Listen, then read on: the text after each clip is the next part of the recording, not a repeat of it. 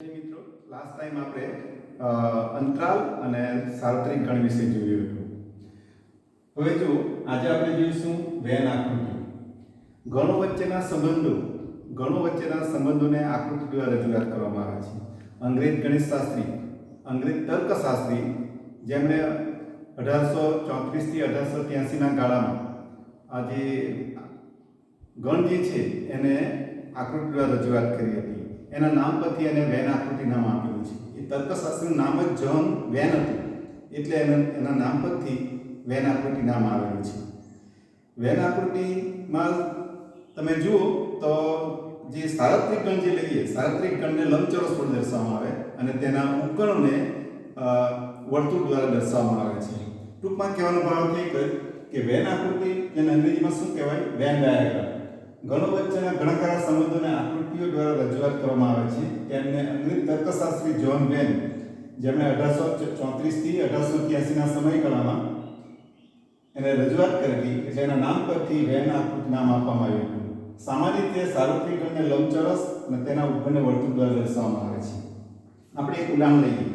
ધારો કે સાર્વત્રિક ગણ U બરાબર 1 2 3 4 અને ગણ A બરાબર 3 4. અહીં આપણે જોઈ શકીએ ગણ A ના બધા ઘટકો સાર્વત્રિક ગણ U માં આવેલા છે, માટે ગણ A એ U નો ઉપગણ છે. એને જો મારે વેન ડાયાગ્રામમાં દર્શાવવું હોય તો પહેલા શું કરવું, સાર્વત્રિક ગણને આપણે U વડે દર્શાવવું પડે, એટલે લંબચોરસ દોરવો પડે. આ રીતે લંબચોરસ, આ લંબચોરસ જેને આપણે U કહીશું, સાર્વત્રિક ગણ U. અને ગણ A એ 2 3 છે, એનો ઉપગણ છે, એટલે એમાં આપણે વર્તુળ દ્વારા દર્શાવીએ, વર્તુળ દ્વારા. વિદ્યાર્થી મિત્રો, એના ઘટકો કેવી રીતે દર્શાવવાના? જો ગણ A ના ઘટકો 3 4 છે, એટલે અહીંયા એક ડોટ મૂકીશ, એટલે આ 3 અને આ 4 આ ગણ A ના ઘટકો, ગણ E. અને 1 2 3 4 એ 1 2 એ ગણ A ના સભ્ય નથી, એટલે એને બહાર લખીએ. અહીંયા 1 લખીએ, અહીંયા 2 લખીએ. આ રીતે આપણે દર્શાવી શકીએ. જો બે ઉપગણ હોય તો અંદર દોરવાનું, બે નાના વર્તુળ દોરવાના, ત્રણ ઉપગણ આપેલા હોય 3 વર્તુળ દોરવાના. બરાબર? આ થઈ વાત આપણી વેન આકૃતિ. હવે જુઓ, હવે આપણે જોઈએ ગણ ક્રિયાઓ. ગણ ક્રિયાઓ એટલે સેટ ઓપરેશન. પહેલી ક્રિયા કઈ? યોગ ક્રિયા. યોગ ક્રિયાને શું કહેવાય? Union operation.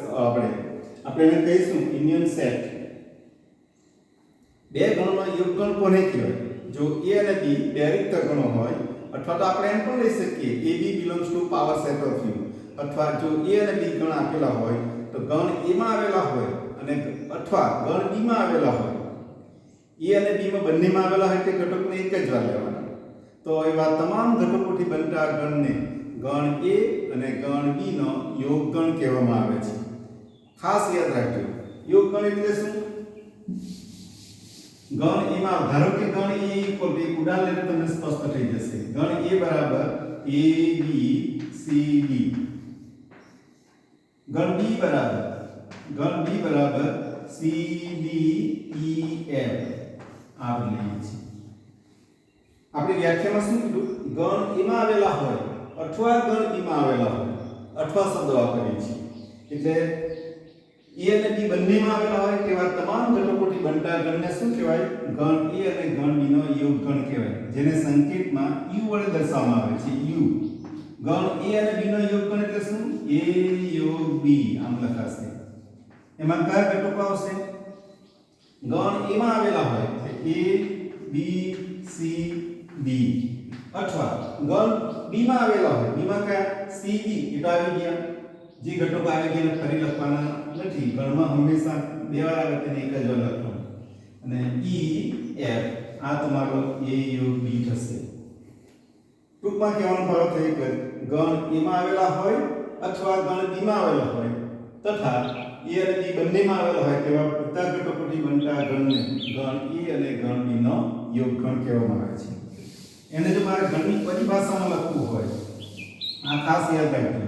ગણ A યોગ B ઇક્વલ ટુ મારે x કે જ્યાં x belongs to A અથવા x belongs to b આમ લખી શકાય. એટલે a યોગ b ની વ્યાખ્યા મારે આપવી હોય તો ઇન ધ કર્સિવ બ્રેકેટ x કે જ્યાં x belongs to a અથવા x belongs to b એનો અર્થઘટન શું થાય? ગણ a માં આવેલા હોય અથવા ગણ b માં આવેલા હોય એવા તમામ ઘટકોથી બનતા ગણને ગણ a અને ગણ b નો યોગગણ કહેવામાં આવે છે. હવે જુઓ આપણે યોગ ક્રિયાના ગુણધર્મો જોઈએ. યોગ ક્રિયાના ગુણધર્મો તો પહેલો ગુણધર્મ જુઓ a યોગ b equal to b યોગ a. આને શું કહેવાય? ક્રમનો નિયમ કહેવાય. શું કહેવાય? ક્રમનો પહેલો ગુણધર્મ. a યોગ b ગણ a માં આવેલા હોય અથવા ગણ b માં આવેલા હોય. આ ડાબી બાજુ છે. જમણી બાજુ શું? b યોગ a. પહેલો b ગણ લઈએ પછી a લઈએ તો પણ જે ઘટકો જે જવાબ મળવાનો એ આ જવાબ મળશે. બંને કેવા સમાન મળે છે. એટલે a યોગ b અને b યોગ a એમાં ક્રમનું મહત્વ નથી એટલે એને શું નામ આપેલું છે? ક્રમનો નિયમ. ક્રમનો નિયમ. તમે a યોગ b શોધો. તમને બે ગણ આપેલા હોય a અને b તો a યોગ b શોધો અથવા તમે b યોગ a શોધો. બંને પણ એમાં કેવા મળશે? સરખા જ મળશે. બીજો નિયમ a યોગ b યોગ c equal to a યોગ in the bracket b યોગ c. જો તમને જો ત્રણ ગણો આપેલા હોય અને એક ક્રિયા કરવાની હોય તો પહેલા a અને b નો યોગ ગણ લો, એક જૂથ લઈ લો. એનો જે જવાબ મળે તેનો ગણ c સાથે યોગ કરો તો તમને ડાબી બાજુ મળી જશે.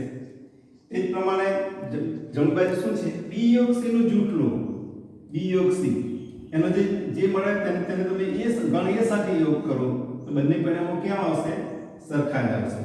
એટલે અહીંયા a યોગ b નું જૂથ છે, અહીંયા b યોગ c નું જૂથ છે. એટલે આ નિયમને શું કહેવાશે? જૂથનો નિયમ.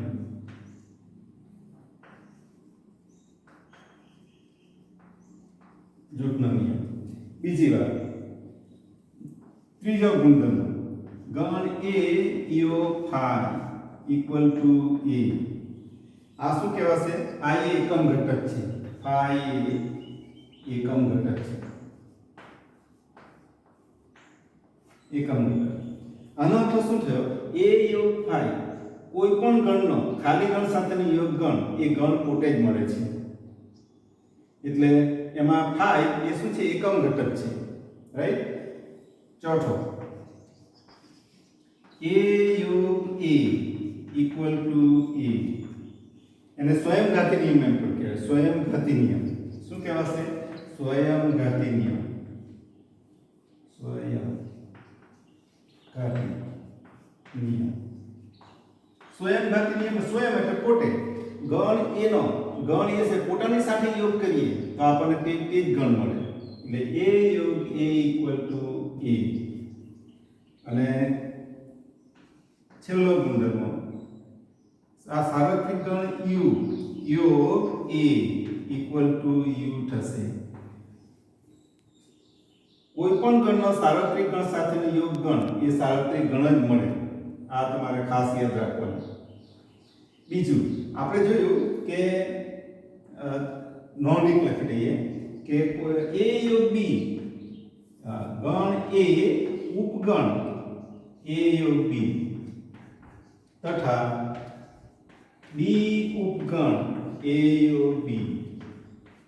આ યોગ ક્રિયામાં આ એક વસ્તુ યાદ રાખવાની જરૂર છે. ગણ a એ યોગ b નો ઉપગણ છે. ગણ b એ પણ a યોગ b નો ઉપગણ છે. આ પાંચે પાંચ ગુણધર્મો તમારે યાદ રાખવાના અને આ એક નોંધ છે તમારે ખાસ કાળજી રાખવાની. નોંધ. આ વાત થઈ આપણી યોગ ક્રિયાની. હવે છેદ ગણ લઈએ. છેદ ગણ કોને કહે? Intersection set. Intersection set. Intersection set એટલે શું? જો તમને ગણ a અને ગણ b બે આપેલો હોય તો ગણ a અને ગણ b નો છેદગણ એટલે શું? ગણ a માં આવેલા હોય અને ગણ b માં આવેલા હોય. એટલે કે a અને b બંનેમાં સામાન્ય ઘટકો આવેલા હોય તે ઘટકોથી બનતા ગણને શું કહેવાય? ગણ A અને ગણ B નો છેદગણ કહેવામાં આવે છે. ટૂંકમાં કહેવાનો ભાવ થઈ ગયો ગણ A અને ગણ B નો છેદગણ એ A અને B બંને ગણના તમામ સામાન્ય ઘટકોથી બનતો ગણ છે તેને છેદગણને બનતો ગણ છે. છેદગણને દર્શાવવા સંકેત આ રીતનો દર્શાવે આ રીતે છેદગણ ગણ A અને ગણ B નો છેદગણ એટલે શું A છેદ B વડે દર્શાવવામાં આવે છે. અહીં આપણે લખી શકીએ ગણ A અને ગણ B નો છેદગણને A છેદ B વડે દર્શાવાય છે. A છેદ B વડે દર્શાવાય છે.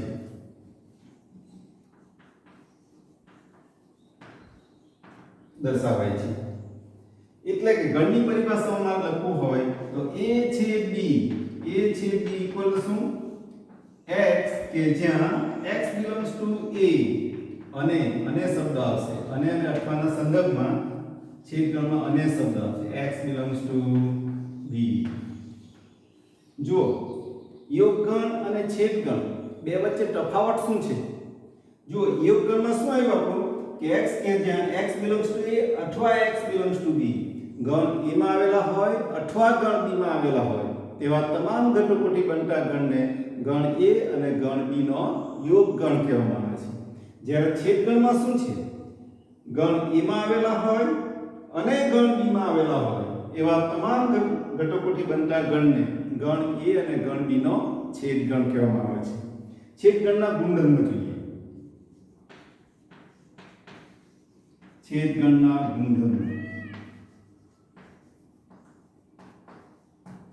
ગુણધર્મો જુઓ. પહેલો ગુણધર્મ A છેદ B ઇક્વલ ટુ B છેદ A. તમે ગણ A અને ગણ B નો પહેલો ગણ A લો અને ગણ B લો અને તેનો છેદગણ મેળવો અને પહેલો B ગણ લો અને ગણ A વચ્ચેનો છેદગણ લો. એનો ક્રમ બદલવાથી એના પરિણામમાં કોઈ ફરક પડશે નહીં. આને શું કહેવાય? ક્રમનો નિયમ. બીજો ગુણધર્મ A છેદ B છેદ C ઇક્વલ ટુ A છેદ B છેદ C. અહીંયા જુઓ તમને ત્રણ ગણો આપેલા A B C ત્રણ ગણો આપેલા હોય તો પહેલા પ્રથમ A અને B નો છેદગણ લો અને પછી તેનો ગણ C સાથે છેદગણ લો. એ તમારી ડાબી બાજુ મળશે અને પછી B છેદ C લો અને તેનો ગણ A સાથે છેદગણ લો તો તમને જે પણ બંને પરિણામો કેવા આવશે? સમાન આવશે. એટલે એ જૂથનો નિયમ કહેવાશે. ત્રીજો ગુણધર્મ A છેદ phi equal to phi. A છેદ phi ઇક્વલ ટુ શું આવશે? phi આવશે.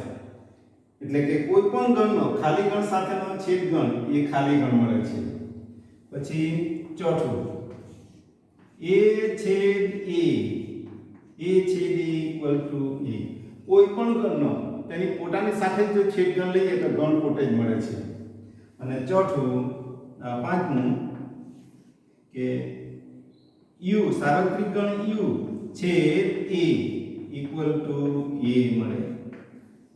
એટલે સાર્વત્રિક ગણનો ગણ A સાથેનો છેદગણ એ ગણ પોતે જ મળે કે ગણ A મળે છે.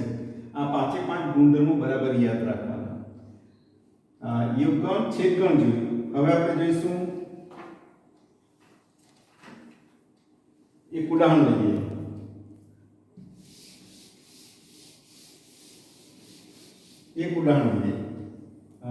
ગણ A ઇક્વલ ટુ સાર્વત્રિક ગણ ગણ A equal to 1 2 3. B equal to 2 3 4 5. તમારે A છેદ B શોધવો છે.